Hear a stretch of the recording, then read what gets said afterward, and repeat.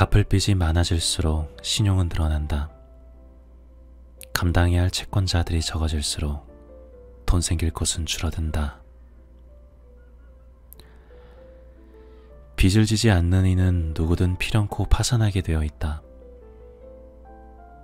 왜냐하면 빚을 내면 낼수록 돈은 빠져나가는 법이고, 돈이 빠져나가면 나갈수록 사업이 번창한다는 의미이고, 사업이 번창하면 할수록 돈은 더 벌게 되어 있다. 돈 없는 사람에게 돈을 빌리는 건 무질서만 더하게 되고 빈 곳만 더 양산하게 된다. 대신에 과다하게 가진 자들에게서 빚을 내는 것은 그 반대로 빈곤층의 부족을 보충하여 사회의 균형을 수립하는 것이다. 누구든 일단 빚을 졌으면 그 빚을 갚아야 하는 것이 원칙이다. 어떤 방식으로든 말이다.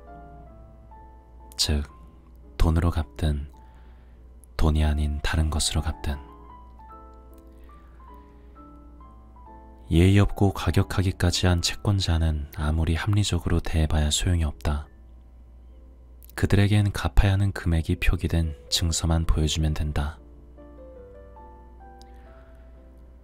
아무리 이상적인 단체, 정부, 나라라고 할지라도 항상 서로 대립하는 두 개의 당으로 나뉜다. 한 당은 상처를 입히는 개인들, 즉 강자다. 다른 당은 상처를 입는 개인들, 즉 대다수다. 어디에 소속될지 선택은 여러분 스스로 하기를. 단, 정치에서 하듯이 중간당이나 혼합당은 선택할 수 없다. 왜냐하면 우리가 보기에는 그런 것은 존재할 수가 없다. 어떤 왕국이나 제국도 두 개의 계층으로 이루어진다. 생산자와 소비자. 생산자는 곧 채권자이고 소비자는 채무자이다. 만일 소비자들이 없다면 생산자들이 무용해진다. 따라서 생산자들을 생존하게 만드는 이들이 곧 소비자들이다. 결국 생산자는 소비자가 그들에게 갚아야 할 것을 못 갚도록 해야 한다는 결론이 나온다. 만일 소비자들이 생산자들에게 갚을 게 하나도 없게 되면 생산자들은 굶어 죽을 테니 말이다. 한 나라의 번영은 개인의 번영보다는 빚을 진 군중에 항상 비례한다는 사실로 추론해보기를. 영국이 좋은 예이다. 자산이 그 자산을 가진 자에 의해서만 존재한다면 세상에 태어나는 누구든 어떠한 식으로든 자산을 가질 권리가 있다. 세상은 과다하게 가진 이들이 있는가 하면 충분히 가지지 못한 이들이 있는 것은 확연하다. 그러니 사회 균형을 수립하기 위해 여러분이 무엇을 해야 하는지 숙고해 보기를. 100명에게 1000프랑씩 동시에 빚을 지는 것보다 단 한 사람에게 한꺼번에 10만 프랑의 빚을 지는 것이 낫다. 돈이 너무 많아 어떻게 해야 할지 모르는 사람의 수와 돈이 없어 어떻게 해야 할지 모르는 사람의 수는 동일하다. 채무자들 중에는 빚을 갚기 시작했는데도 생트펠라지 감옥에 수감되어 버린 사람들이 있다. 이제껏 한 번도 갚은 적이 없는 사람들보다 앞서서 말이다. 사지가 멀쩡한 사람이라면 누구라도 자유를 누릴 권리가 있는 만큼 절대 자유를 빼앗겨서는 안 된다. 이 세상에는 지구의 어떠한 힘도 감당할 수 없는 두 가지 재앙이 존재하는데 그건 바로 패스트와 집행관이다. 무슨 수를 써서라도 빚을 갚고 싶지만 갚을 도리가 없어서 자살하는 것은 가장 어리석은 짓이다. 채권자들에게 갚아야 할 게 있는 것이 사실이지만 바로 그래서도 살아야지 죽으면 안 된다.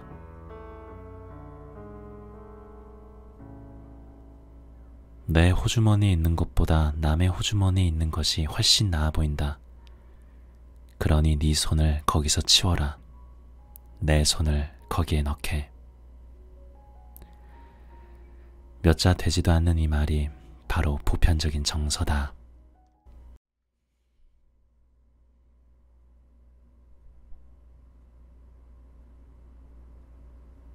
안녕하세요. 주한입니다. 이번 주도 잘 보내고 계신가요?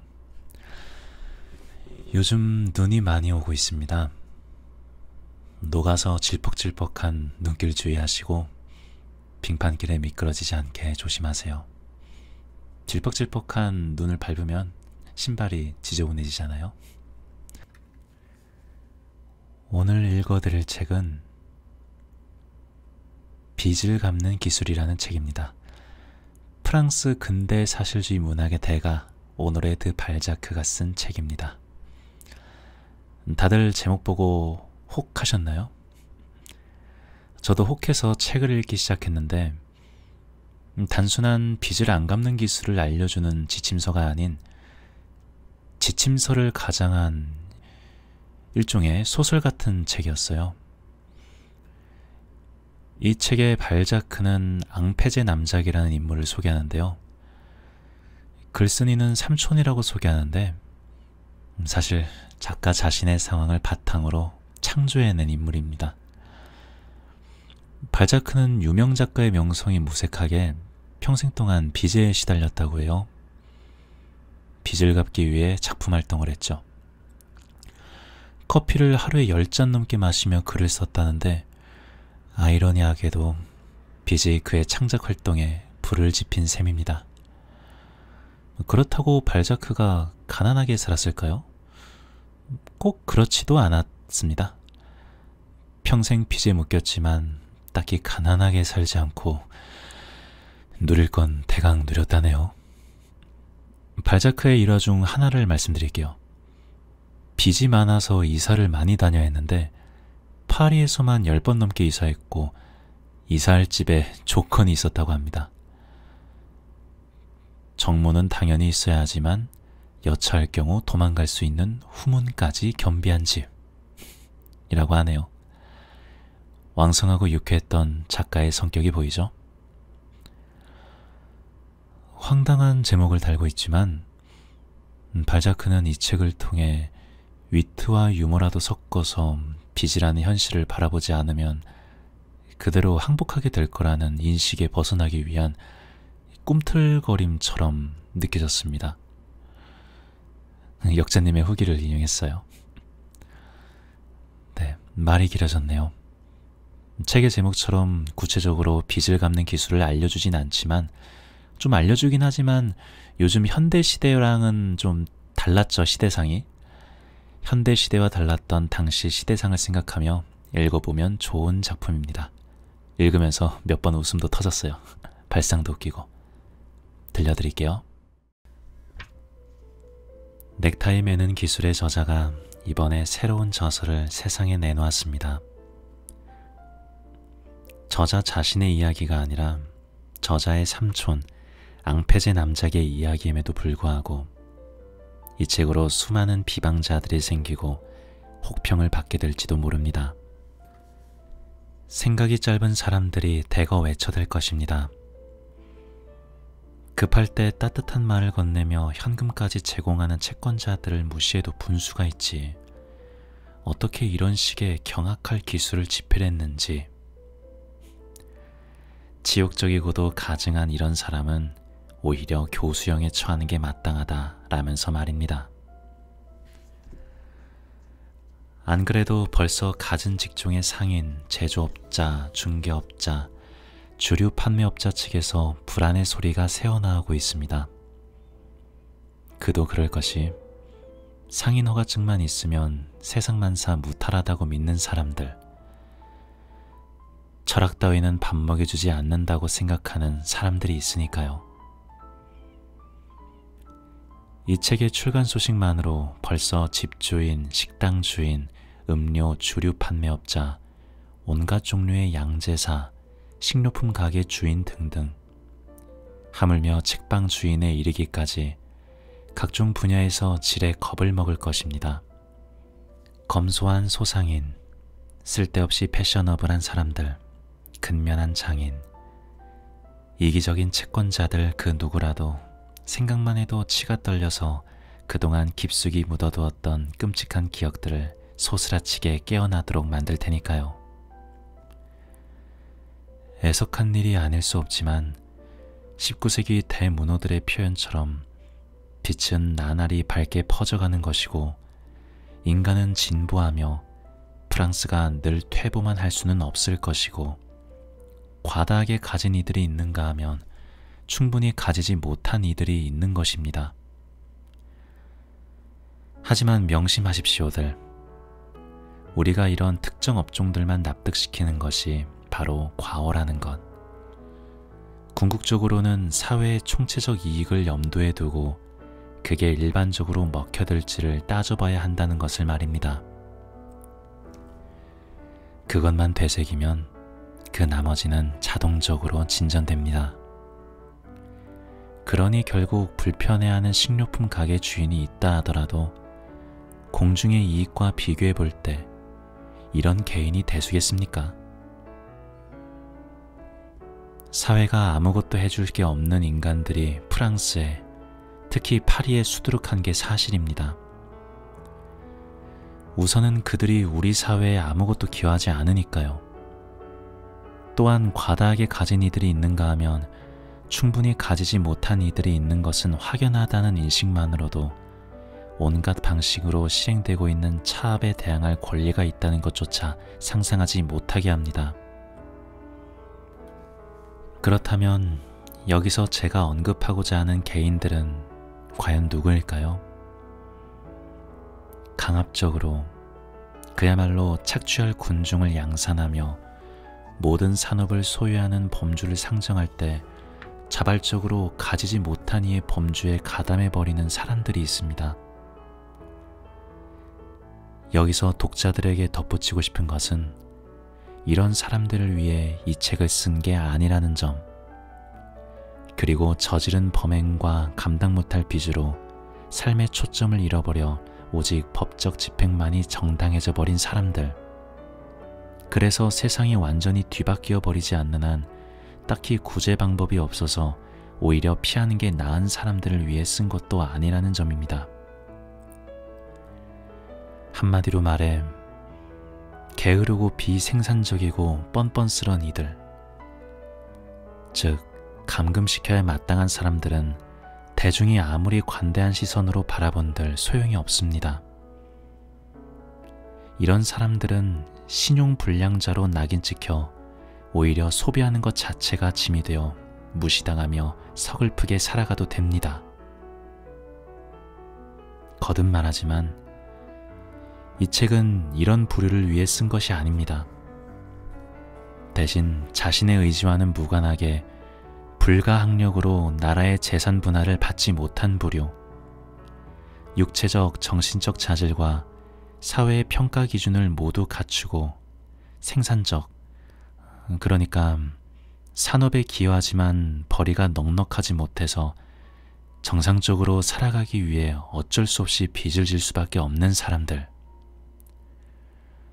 원리 원칙을 지키며 살아가며 채권자를 의도적으로 괴롭힐 생각이 없지만 상황이 급박하다 보니 어쩔 수 없이 창의적인 방식과 상상력을 동반해서까지 나라의 합법적인 모든 절차를 무시하고 도움을 청할 수밖에 없는 사람들 말입니다. 아, 생산자든 소비자든 소속계층을 막론하고 돈이 없는 여러분, 한 자리를 차지하고 있었지만 그 자리를 잃어버린 여러분, 직업을 찾다가 구하지 못한 여러분, 직업이 있었는데 그 직업 자체가 사라져버린 여러분, 언제 망할지 모르는 독립 언론에 몸담아 글을 쓰는 여러분, 한철의 정치 팸플릿이나 소책자를 만드는 여러분, 언제 끝날지도 모르는 집짓기를 시작한 여러분, 허울은 멀쩡해 보이지만 파리에 빚을 깔아놓은 여러분, 결국 이 책의 주인공이 겪은 것을 몸소 겪고 있는 여러분, 저자의 관찰과 숙고의 결실을 여러분에게 제공하기 위해 제가 여기서 도대체 얼마나 많은 목록을 나열해야 한단 말입니까? 여러분이 생트펠라즈에 갈 위기에 처해서 이 책에서 다룬 한두 가지, 아니 서너 가지의 테마를 논하는 모습이 벌써 떠오르기도 합니다. 아니, 5년 동안 살 집의 계약을 거뜬히 해내는 모습도요. 공식적인 상권을 보유한 이 소책자를 늘 소지하고 다니기를. 이 책자만 있으면 체포영장, 압수영장, 벌금영장, 즉 돈을 빌리면서 여러분이 쓴 온갖 소장을 피할 수 있을 것입니다. 낚을 정보가 수두룩한 주옥 같은 구절구절들과 함께하는 여행, 채권자를 피하기보다는 과감하게 대응할 수 있는 여행으로 여러분을 초대하는 바입니다. 여러분이 아직 사지는 자유로운 만큼 그럴 때일수록 우리 삼촌 앙패제 남작의 이 책을 사서 정독하고 검토하고 익히며 달달 외우기를. 그래서 여러분이 이 책에서 배운 것을 완전히 소화해내기를. 그러고 나면 여기 명기된 이론은 이론으로만 그치지 않고 당연히 실행으로 이어질 것입니다. 출간인 올림. 지난 30여 년 동안 증서, 채권, 정치적 파탄, 파산, 이주, 압수, 차압, 위협, 사회정화, 점령 등 온갖 방법으로 기존 사회의 재산을 뒤엎고 나서는 하는 말. 제가 갚을 게 하나도 없죠. 엄청난 잠재적 자본을 가진 나라가 절대 빚을 지지는 않겠지요 라고 뻔뻔스럽게 말해대니 우리는 정말 기막히게 행복한 세계를 살고 있다고 삼촌은 늘 말했다. 내가 이미 언급한 바 있고 계속 반복하게 될 말이지만 부유한 나라인 프랑스 또한 두 가지 계층으로 구성되어 있다. 채무자층과 채권자층. 다르게 말하면 소비자들과 생산자들이다. 여하튼 여기선 일단 내가 주목하고자 하는 주제로 되돌아오기로 하자. 즉, 빚이란 도대체 무엇이며 이 단어가 무엇을 뜻할 수 있는지 분명하고도 상세한 방식으로 살펴보기로 하자. 빚이라는 용어 자체의 진정한 의미는 누군가에게 갚아야 하는 어떤 것을 뜻한다. 그뿐 아니라 빚은 우리에게 떠맡겨진 것, 즉 부채라는 의미도 있다. 혼동을 피하기 위해선 다양한 빚의 본질을 구별해야 한다. 이와 관련해선 이후 용어 설명으로 보여주겠다. 의무적인 모든 것은 빚이 될 수 있다. 이 말은 곧 의무적이지 않은 것은 빚이 될 수 없다는 의미가 되겠다. 법적으로 자유롭지 않은 광부, 성년이 되지 않아 법적 권한이 없는 미성년자 아들, 막강한 남편을 둔 여자, 즉 보호자, 부친과 남편의 권위 아래에 있는 사람들은 법적으로 어떠한 빚도 없는 것이다. 빚은 말로나 판정, 재판에 의한 다양한 종류의 문서로 생겨날 수 있다. 의무가 되어버리는 모든 종류의 것이 빚의 요인이 될 수 있다. 의식주, 대여, 선불 등등 형법은 빚을 26가지로 나누는데 삼촌은 그것을 다음처럼 흥미롭게 해석하고 있다. 알아둘 지식 첫 번째, 적극적 빚과 소극적 빚. 적극적 빚은 채권자의 입장에서 보는 빚을 일컬으며 바로 부채 그 자체를 칭한다. 예를 들어 오래전부터 한 식당에서 계속 외상으로 식사를 하고 있다면 외상 기간의 음식값을 총합한 금액이 바로 적극적 빚이다.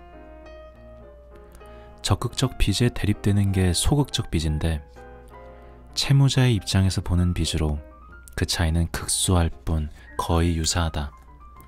같은 식당의 예로 그 차이를 살펴보면 외상 음식값의 총합이 적극적 빚인 반면 그런 적극적 빚이 있는데도 불구하고 밀린 돈을 안 갚으며 과거에 빚이 없는 듯 계속 그 식당에서 외상으로 식사를 하며 생기는 빚을 일컫는다. 두 번째, 오래된 빚. 담보 형식인 빚으로 다른 종류의 빚에 전제하는 빚이다. 따라서 최초의 빚, 즉 어떤 빚의 원조라고 할 수 있다. 모든 처음이 어려운 만큼 다양한 다른 빚과 비교할 때 접근이 제일 어려운 빚이다. 바로 그런 면에서도 가장 쉽게 처분할 수 있는 빚이기도 하다. 뒤에서 보게 되겠지만 이 빚을 청산하거나 분할시키는 8가지 방법이 있다. 세 번째, 연간빚. 매해마다 지불되는 일종의 연금처럼 매년 갱신되는 빚이다.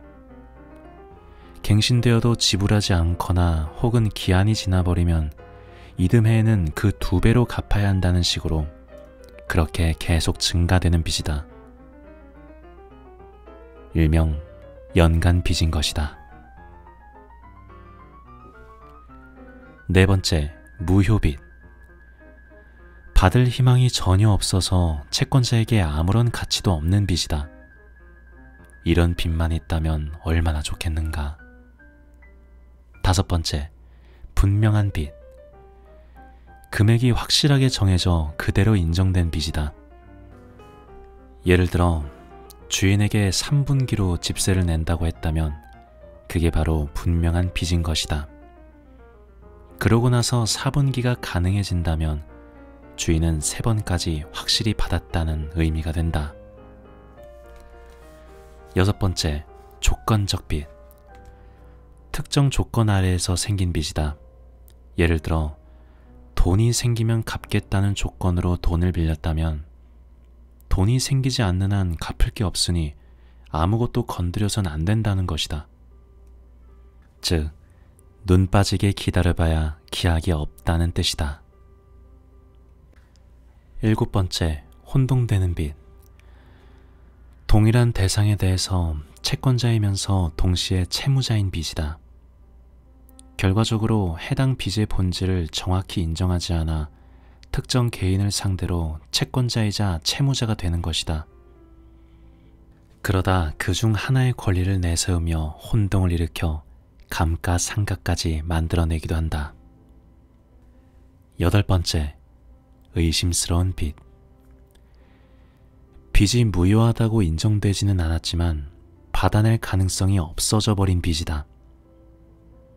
주로 채무자가 갚겠다는 약속을 정기적으로 계속하는 식으로 이루어진다. 아홉 번째, 꺼진 빚. 더 이상 요구할 수 없게 되어버린 빚을 일컫는다. 이미 상각되어 버렸거나 더 이상 지불을 요구할 수 없게 다른 상태로 바뀌어버린 빚인데 법정 용어로 공소시효, 프레스크립시옹이라고 한다. 열 번째, 강요할 수 있는 빚. 특별한 조건 없이도 지체하지 않고 바로 법정에서 지불을 요구할 수 있는 빚이다. 약속어음, 환어음, 위임장, 서명장 등 부채를 지불하라는 명령이 다양한 방식으로 문수화되는 빚이다. 만일 이런 빚을 졌다면 그 부채로 형성된 자본의 기둥까지 마구 흔들릴 수 있다. 11번째, 합법적 빚. 지불해야 할 의무가 법적으로 정해진 빚이다. 상각을 적용할 수 있는 거의 유일한 빚인데 상각하는 8가지 방법은 뒤에서 언급하겠다. 12번째, 합당한 빚. 과다하게 부풀려지지 않고 그 정당성이 그대로 인정되는 빚이다. 예를 들어 전날 알게 된 지인에게 다음날 갚는다면서 1000프랑을 빌렸다고 하자. 그런데 이자의 언급이나 특정한 증서가 없었다고 해도 이 빚은 서로가 인정한다는 데 기반해서 합당한 빚이다.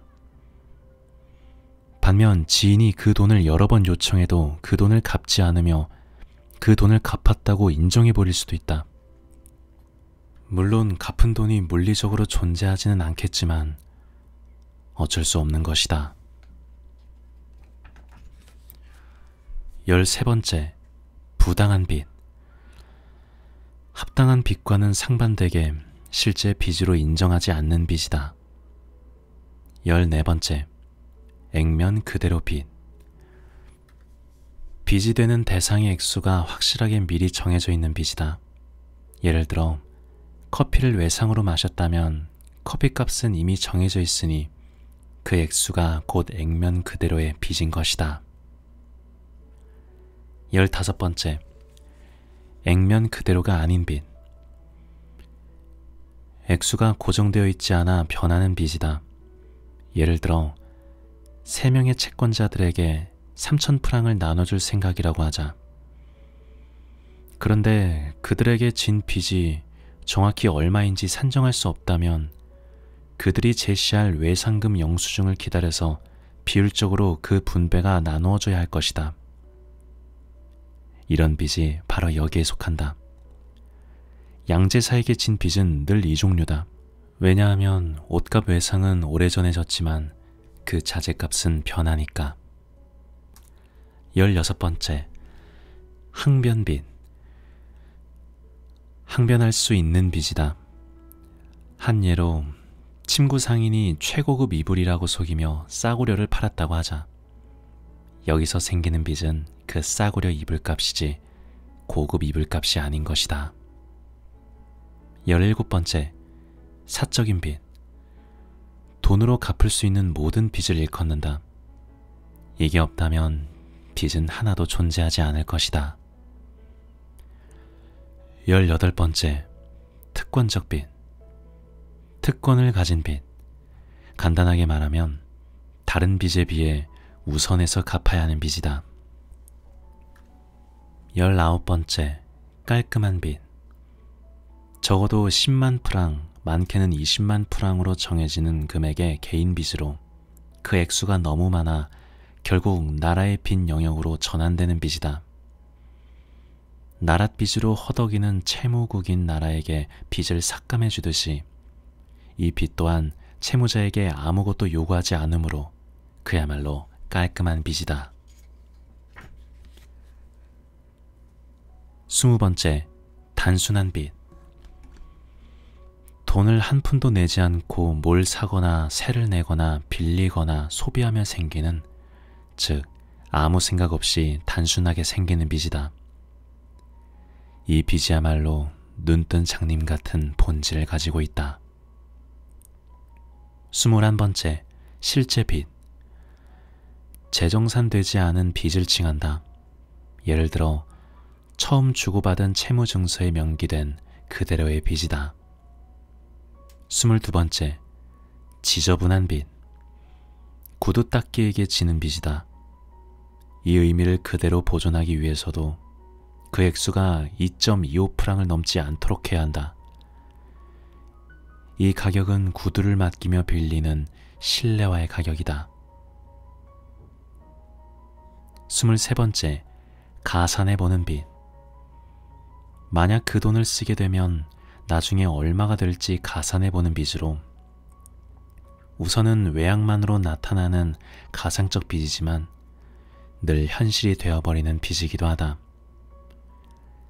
예를 들어 나중에 한 푼 벌게 해준다는 친구에게 보증을 안 써줄 수 없는 것처럼.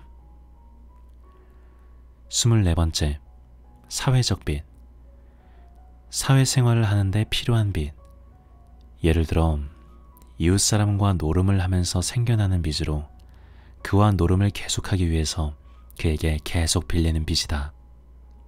25번째, 연수가 걸맞지 않은 빚. 성인도 되기 전에 지게 되는 빚이다. 이열치열이라고 작고 후에 갚을 수밖에. 26번째, 일수빚. 법이 정한 연간 이자율 48%보다 더 높은 연간 이자율을 적용해서 빌려주는 빚이다. 원칙을 지키는 사람이라면 연간 이자율이 48%보다 더 높은 부채에 서명하는 일은 하지 말아야 한다. 전당포들이 적용하는 방식이기도 하다. 받아가는 돈이 맡기는 물건 가치의 반도 안 되는데도 불구하고 그곳으로 만족하며 행여 빌린 돈을 갚지 않아 잡혀갈 수 있는 위험도 감수해야 한다. 이와 관련해선 제9과에서 다시 언급하겠다.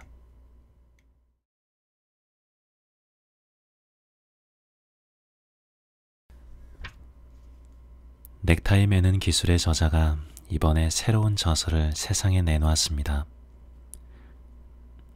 저자 자신의 이야기가 아니라 저자의 삼촌 앙페제 남작의 이야기임에도 불구하고 이 책으로 수많은 비방자들이 생기고 혹평을 받게 될지도 모릅니다. 생각이 짧은 사람들이 대거 외쳐댈 것입니다. 급할 때 따뜻한 말을 건네며 현금까지 제공하는 채권자들을 무시해도 분수가 있지. 어떻게 이런 식의 경악할 기술을 집필했는지. 지욕적이고도 가증한 이런 사람은 오히려 교수형에 처하는 게 마땅하다라면서 말입니다. 안 그래도 벌써 갖은 직종의 상인, 제조업자, 중개업자, 주류 판매업자 측에서 불안의 소리가 새어나오고 있습니다. 그도 그럴 것이 상인 허가증만 있으면 세상만사 무탈하다고 믿는 사람들, 철학 따위는 밥 먹여주지 않는다고 생각하는 사람들이 있으니까요. 이 책의 출간 소식만으로 벌써 집주인, 식당 주인, 음료, 주류 판매업자, 온갖 종류의 양제사, 식료품 가게 주인 등등 하물며 책방 주인에 이르기까지 각종 분야에서 지레 겁을 먹을 것입니다. 검소한 소상인, 쓸데없이 패셔너블한 사람들, 근면한 장인, 이기적인 채권자들 그 누구라도 생각만 해도 치가 떨려서 그동안 깊숙이 묻어두었던 끔찍한 기억들을 소스라치게 깨어나도록 만들 테니까요. 애석한 일이 아닐 수 없지만 19세기 대문호들의 표현처럼 빛은 나날이 밝게 퍼져가는 것이고 인간은 진보하며 프랑스가 늘 퇴보만 할 수는 없을 것이고 과다하게 가진 이들이 있는가 하면 충분히 가지지 못한 이들이 있는 것입니다. 하지만 명심하십시오들. 우리가 이런 특정 업종들만 납득시키는 것이 바로 과오라는 것. 궁극적으로는 사회의 총체적 이익을 염두에 두고 그게 일반적으로 먹혀들지를 따져봐야 한다는 것을 말입니다. 그것만 되새기면 그 나머지는 자동적으로 진전됩니다. 그러니 결국 불편해하는 식료품 가게 주인이 있다 하더라도 공중의 이익과 비교해 볼 때 이런 개인이 대수겠습니까? 사회가 아무것도 해줄 게 없는 인간들이 프랑스에, 특히 파리에 수두룩한 게 사실입니다. 우선은 그들이 우리 사회에 아무것도 기여하지 않으니까요. 또한 과다하게 가진 이들이 있는가 하면 충분히 가지지 못한 이들이 있는 것은 확연하다는 인식만으로도 온갖 방식으로 실행되고 있는 차압에 대항할 권리가 있다는 것조차 상상하지 못하게 합니다. 그렇다면 여기서 제가 언급하고자 하는 개인들은 과연 누구일까요? 강압적으로 그야말로 착취할 군중을 양산하며 모든 산업을 소유하는 범주를 상정할 때 자발적으로 가지지 못한 이의 범주에 가담해버리는 사람들이 있습니다. 여기서 독자들에게 덧붙이고 싶은 것은 이런 사람들을 위해 이 책을 쓴 게 아니라는 점, 그리고 저지른 범행과 감당 못할 빚으로 삶의 초점을 잃어버려 오직 법적 집행만이 정당해져 버린 사람들, 그래서 세상이 완전히 뒤바뀌어 버리지 않는 한 딱히 구제 방법이 없어서 오히려 피하는 게 나은 사람들을 위해 쓴 것도 아니라는 점입니다.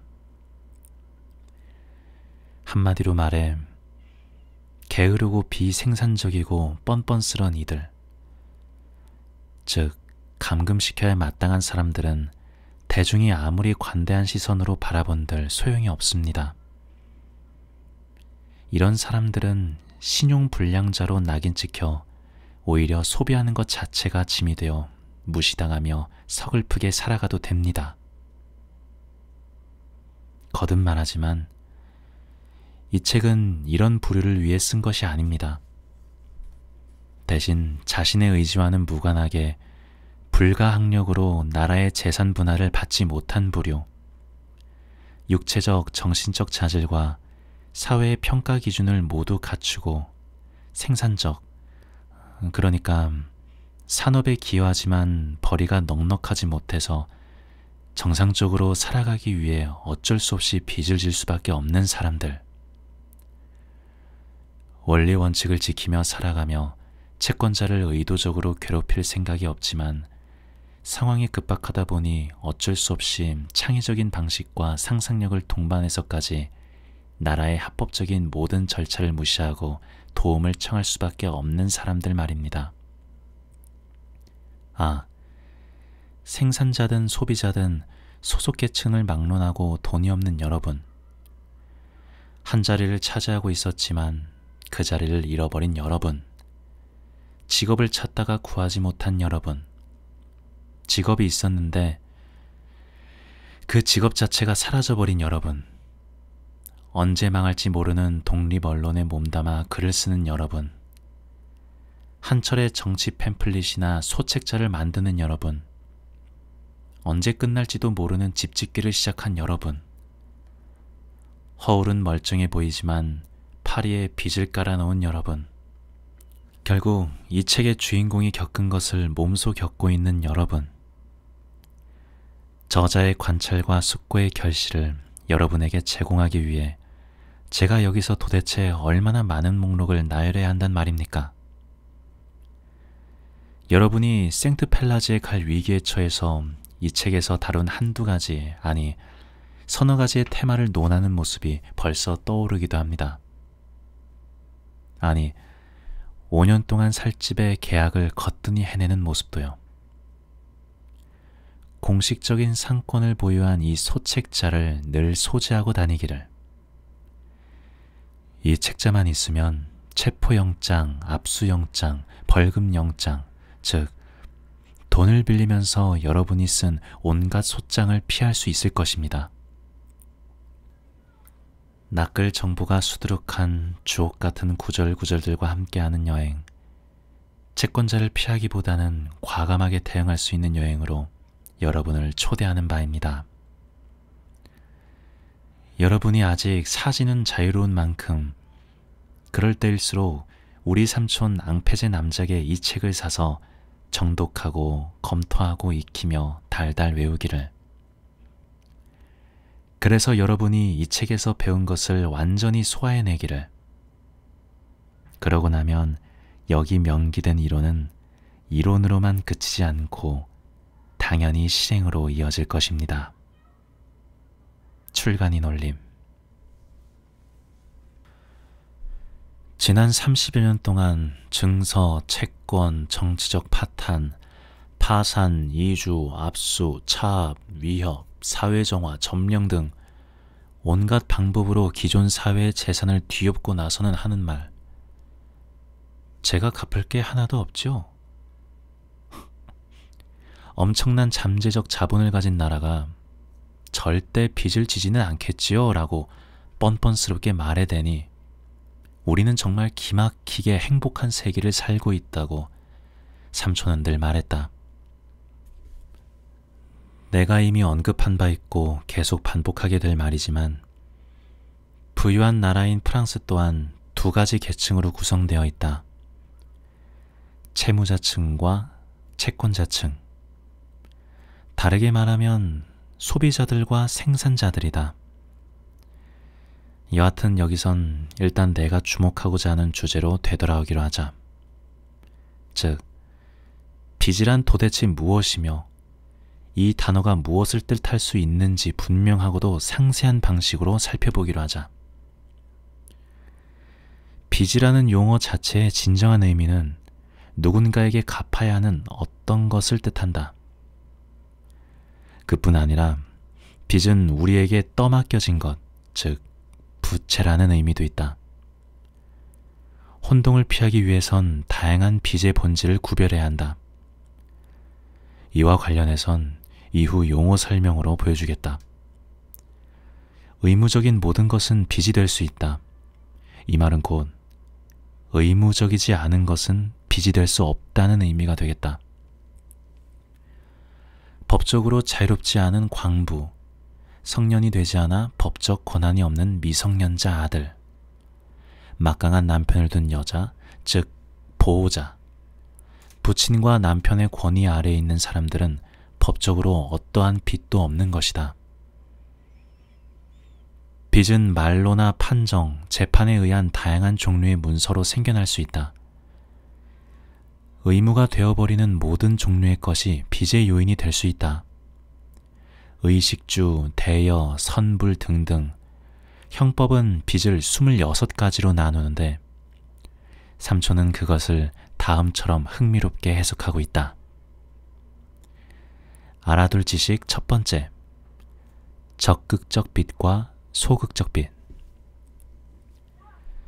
적극적 빚은 채권자의 입장에서 보는 빚을 일컬으며 바로 부채 그 자체를 칭한다. 예를 들어 오래전부터 한 식당에서 계속 외상으로 식사를 하고 있다면 외상 기간의 음식값을 총합한 금액이 바로 적극적 빚이다. 적극적 빚에 대립되는 게 소극적 빚인데 채무자의 입장에서 보는 빚으로 그 차이는 극소할 뿐 거의 유사하다. 같은 식당의 예로 그 차이를 살펴보면 외상 음식값의 총합이 적극적 빚인 반면 그런 적극적 빚이 있는데도 불구하고 밀린 돈을 안 갚으며 과거에 빚이 없는 듯 계속 그 식당에서 외상으로 식사를 하며 생기는 빚을 일컫는다. 두 번째, 오래된 빚. 담보 형식인 빚으로 다른 종류의 빚에 전제하는 빚이다. 따라서 최초의 빚, 즉 어떤 빚의 원조라고 할 수 있다. 뭐든 처음이 어려운 만큼 다양한 다른 빚과 비교할 때 접근이 제일 어려운 빚이다. 바로 그런 면에서도 가장 쉽게 처분할 수 있는 빚이기도 하다. 뒤에서 보게 되겠지만 이 빚을 청산하거나 분할시키는 8가지 방법이 있다. 세 번째, 연간빚. 매해마다 지불되는 일종의 연금처럼 매년 갱신되는 빚이다. 갱신되어도 지불하지 않거나 혹은 기한이 지나버리면 이듬해에는 그 2배로 갚아야 한다는 식으로 그렇게 계속 증가되는 빚이다. 일명 연간 빚인 것이다. 네 번째, 무효빚. 받을 희망이 전혀 없어서 채권자에게 아무런 가치도 없는 빚이다. 이런 빚만 있다면 얼마나 좋겠는가. 다섯 번째, 분명한 빚. 금액이 확실하게 정해져 그대로 인정된 빚이다. 예를 들어 주인에게 3분기로 집세를 낸다고 했다면 그게 바로 분명한 빚인 것이다. 그러고 나서 4분기가 가능해진다면 주인은 3번까지 확실히 받았다는 의미가 된다. 여섯 번째, 조건적 빚. 특정 조건 아래에서 생긴 빚이다. 예를 들어 돈이 생기면 갚겠다는 조건으로 돈을 빌렸다면 돈이 생기지 않는 한 갚을 게 없으니 아무것도 건드려선 안 된다는 것이다. 즉, 눈 빠지게 기다려봐야 기약이 없다는 뜻이다. 일곱 번째, 혼동되는 빚. 동일한 대상에 대해서 채권자이면서 동시에 채무자인 빚이다. 결과적으로 해당 빚의 본질을 정확히 인정하지 않아 특정 개인을 상대로 채권자이자 채무자가 되는 것이다. 그러다 그중 하나의 권리를 내세우며 혼동을 일으켜 감가상각까지 만들어내기도 한다. 여덟 번째, 의심스러운 빚. 빚이 무효하다고 인정되지는 않았지만 받아낼 가능성이 없어져 버린 빚이다. 주로 채무자가 갚겠다는 약속을 정기적으로 계속하는 식으로 이루어진다. 9번째, 꺼진 빚. 더 이상 요구할 수 없게 되어버린 빚을 일컫는다. 이미 상각되어 버렸거나 더 이상 지불을 요구할 수 없게 다른 상태로 바뀌어버린 빚인데 법정 용어로 공소시효, 프레스크립시옹이라고 한다. 10번째, 강요할 수 있는 빚. 특별한 조건 없이도 지체하지 않고 바로 법정에서 지불을 요구할 수 있는 빚이다. 약속어음, 환어음, 위임장, 서명장 등 부채를 지불하라는 명령이 다양한 방식으로 문수화되는 빚이다. 만일 이런 빚을 졌다면 그 부채로 형성된 자본의 기둥까지 마구 흔들릴 수 있다. 11번째, 합법적 빚. 지불해야 할 의무가 법적으로 정해진 빚이다. 상각을 적용할 수 있는 거의 유일한 빚인데 상각하는 8가지 방법은 뒤에서 언급하겠다. 12번째, 합당한 빚. 과다하게 부풀려지지 않고 그 정당성이 그대로 인정되는 빚이다. 예를 들어 전날 알게 된 지인에게 다음날 갚는다면서 1000프랑을 빌렸다고 하자. 그런데 이자의 언급이나 특정한 증서가 없었다고 해도 이 빚은 서로가 인정한다는 데 기반해서 합당한 빚이다. 반면 지인이 그 돈을 여러 번 요청해도 그 돈을 갚지 않으며 그 돈을 갚았다고 인정해버릴 수도 있다. 물론 갚은 돈이 물리적으로 존재하지는 않겠지만 어쩔 수 없는 것이다. 13번째, 부당한 빚. 합당한 빚과는 상반되게 실제 빚으로 인정하지 않는 빚이다. 14번째, 액면 그대로 빚. 빚이 되는 대상의 액수가 확실하게 미리 정해져 있는 빚이다. 예를 들어 커피를 외상으로 마셨다면 커피값은 이미 정해져 있으니 그 액수가 곧 액면 그대로의 빚인 것이다. 15번째, 액면 그대로가 아닌 빚. 액수가 고정되어 있지 않아 변하는 빚이다. 예를 들어 3명의 채권자들에게 3000프랑을 나눠줄 생각이라고 하자. 그런데 그들에게 진 빚이 정확히 얼마인지 산정할 수 없다면 그들이 제시할 외상금 영수증을 기다려서 비율적으로 그 분배가 나누어져야 할 것이다. 이런 빚이 바로 여기에 속한다. 양제사에게 진 빚은 늘 이 종류다. 왜냐하면 옷값 외상은 오래전에 졌지만 그 자재값은 변하니까. 16번째, 항변빚. 항변할 수 있는 빚이다. 한 예로 침구 상인이 최고급 이불이라고 속이며 싸구려를 팔았다고 하자. 여기서 생기는 빚은 그 싸구려 이불값이지 고급 이불값이 아닌 것이다. 17번째, 사적인 빚. 돈으로 갚을 수 있는 모든 빚을 일컫는다. 이게 없다면 빚은 하나도 존재하지 않을 것이다. 18번째, 특권적 빚. 특권을 가진 빚. 간단하게 말하면 다른 빚에 비해 우선해서 갚아야 하는 빚이다. 19번째, 깔끔한 빚. 적어도 10만 프랑, 많게는 20만 프랑으로 정해지는 금액의 개인 빚으로 그 액수가 너무 많아 결국 나라의 빚 영역으로 전환되는 빚이다. 나랏 빚으로 허덕이는 채무국인 나라에게 빚을 삭감해 주듯이 이 빚 또한 채무자에게 아무것도 요구하지 않으므로 그야말로 깔끔한 빚이다. 20번째, 단순한 빚.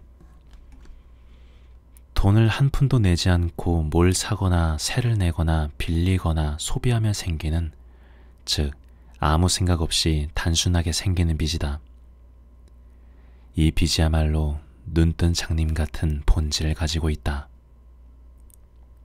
21번째, 실제 빚. 재정산되지 않은 빚을 칭한다. 예를 들어 처음 주고받은 채무증서에 명기된 그대로의 빚이다. 22번째, 지저분한 빚. 구두 닦기에게 지는 빚이다.